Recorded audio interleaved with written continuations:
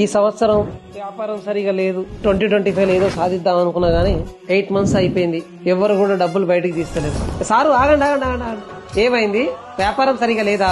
డబ్బులు ఎవరు బయటికి తీస్తలేరా? అంటే గణేష్ పండుగ మొదలైంది బాబు, అంటే వ్యాపారం కూడా మొదలైనట్టే. అంటే గణేష్ పండుగ not only sentiment, it's biggest economic boosting in India.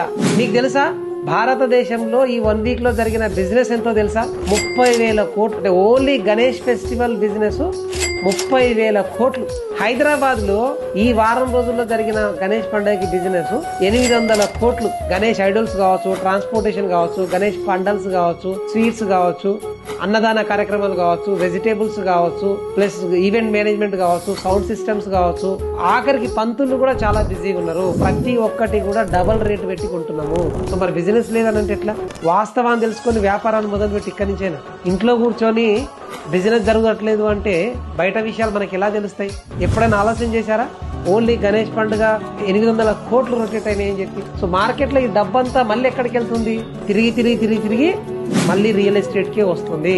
మనశ్శాంతి కావాలంటే భగవంతుని పూజ చేయాలి, బట్ భవిష్యత్తు నిర్మాణం చేసుకోవాలంటే భూమిపై పెట్టుబడి పెట్టాలి. మార్కెట్ టేక్ ఆఫ్ కాకముందుకే మీరు లేచి బంగారు భవిష్యత్తు కోసం అడుగులేయండి, భూమిపై ఇన్వెస్ట్మెంట్ చేయండి. So this is only the right time for investment and have a bright future in your life. Good luck.